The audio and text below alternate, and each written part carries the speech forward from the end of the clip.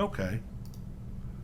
Yeah, this one's got some of that old age spots, some water damage, some tape. That'll be a good one. So I'll save this image. And, okay. So we can jump out of there. I'm going to jump back over here to Photoshop. I'll open that image. Okay, good. Now the first thing I want to do anytime I'm working on something is I want to make a duplicate of it so I don't accidentally mess up the original. So I'm going to duplicate the layer. And it says background copy, and you'll notice that the lock is gone. So let's take a look at some of these. You've got a spot healing brush, a healing brush, a patch tool, red eye tool, whatever, that's a joke. You could do that in your own camera. And then a content aware move tool. So let's take a look here. So the spot healing brush, I'm going to make my brush a little bigger by using the bracket key. The two brackets just to the right of the letter P on your keyboard. Remember, left bracket makes your brush smaller, right bracket makes your brush bigger.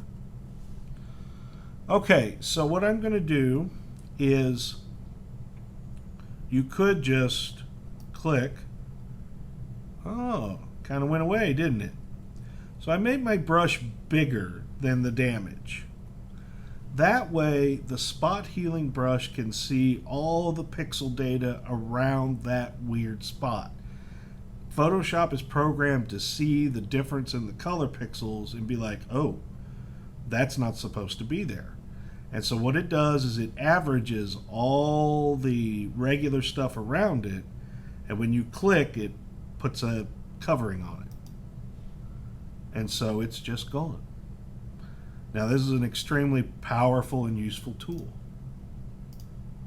Spots just go away. Okay?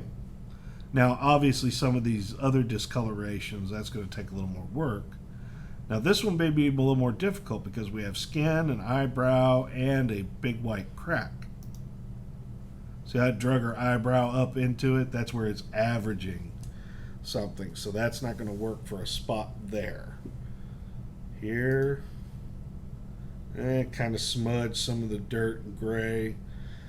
So it's useful, but in certain places. Now, the next brush under there is the healing brush tool. And now this one, it wants me to do something. It wants me to Alt or Option click to work on an area of a spot. So what I'm going to do is just to the left of the injury, of the damage, I'm going to press the Alt Option key and it gives me a target, and I click one time, let off, come over here, and look, as I passed over it, it vanished. Okay? And it's just gone. So when you have it, but see how it's traveling with that same highlight on her cheek? So when you have some damage in an area, you click, select a good area close to it. Now you don't want to try and do it all at once. You want to try and jump around, because around a piece of damage like this, it could be, like I said, there's an eyebrow here, there's forehead here, there's a crack over here. So you may want to try and meet in the middle and not try and take it all out with one click. So the brush tool, the spot brush tool, the healing brush tool, has to have a targeted area selected prior to repairing something. So down here at her collarbone, I'm going to hit Option or Alt, click one time to select an area that we're going to try and blend in with this, and then I go over the damage and I click one time, and it basically calculates how much to do.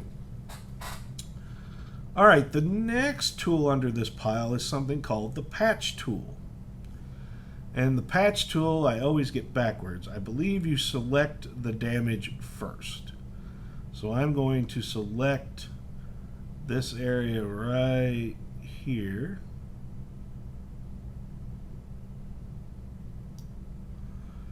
And then I'm going to move that, there we go. And see how is when I move it, it's actually wherever that's going, it's copying a chunk. And now if I deselect, it averaged them together. It did extend, you can see the duplication here, but that corner has been addressed. Okay, so what it does is you select a damaged area, say this little guy here. And you don't want to try and do big chunks at once because it's not going to work in your favor. You select it, then you click in the middle of it and move it over some good stuff.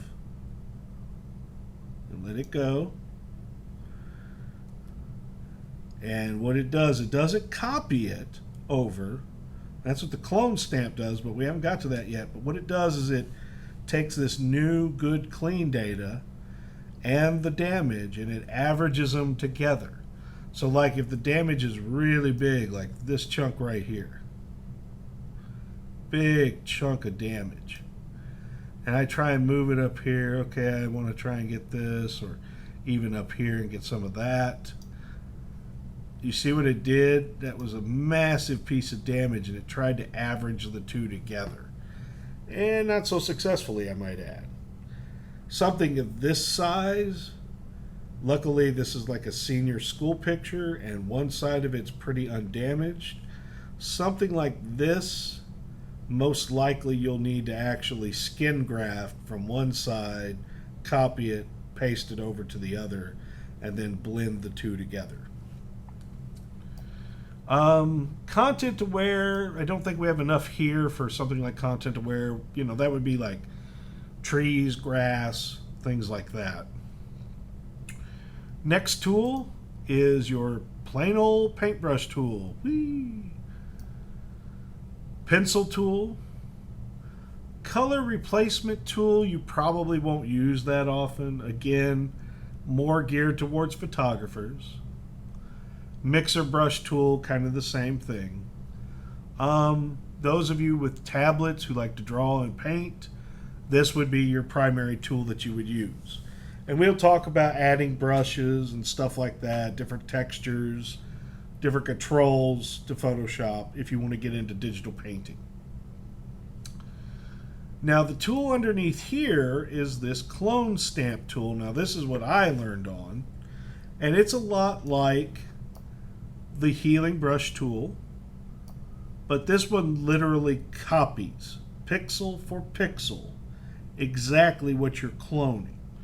So I'm going to zoom into this area here with the tape. Okay. With the clone stamp, let's say I want to cover over this area here.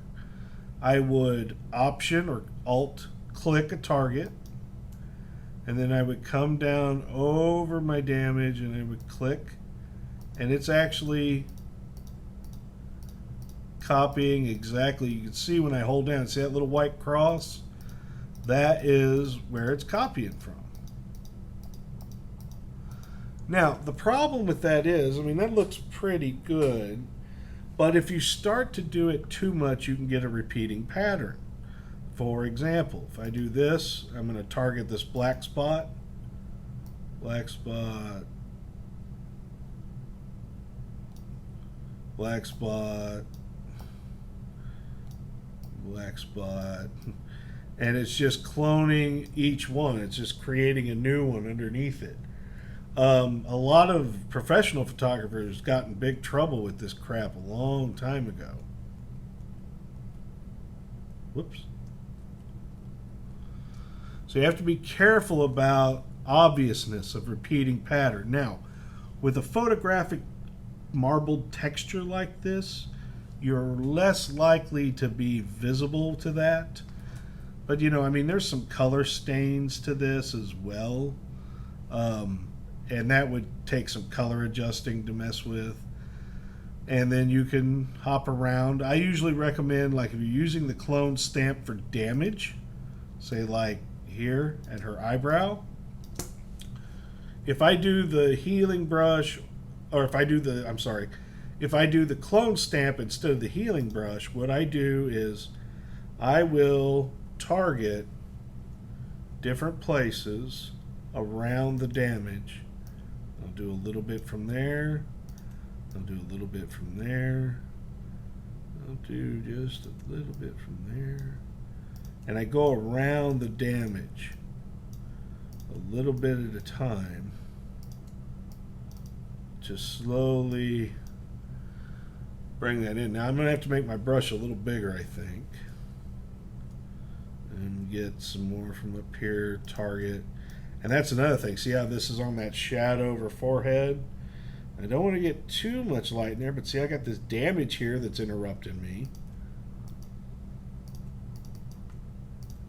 So I keep jumping from the left to the right, back again, left and right. And I don't want it to... I try and jump around to add to the randomness. The other thing you got to be careful of is that circle pattern, the pattern of your brush. You don't want to be able to see that. So let's back out a little bit and see. Yeah, she's got a little bit of a dent above her eyebrow now. So there's some more cleanup that needs to be done with some bringing some highlights over. But you don't want them copied too much. That looks more subtle. That looks a little better. So the repair, you don't want it to be obvious. The best Photoshop artists in the world are the ones you don't know did anything. All right. The tool under it, pattern stamp, you don't have to worry about. You have this thing called a history brush, which will basically erase what you've done and reveal. It's taking away, I'm not actually painting anything, it's just taking away anything that I've done to clean this up. See? It's revealing all of the damage I fixed. It's taking it back to its original state. I'm not going to do that. You have your eraser tool. Now, if I try to erase on the background, it won't let me. It can only erase a floating layer.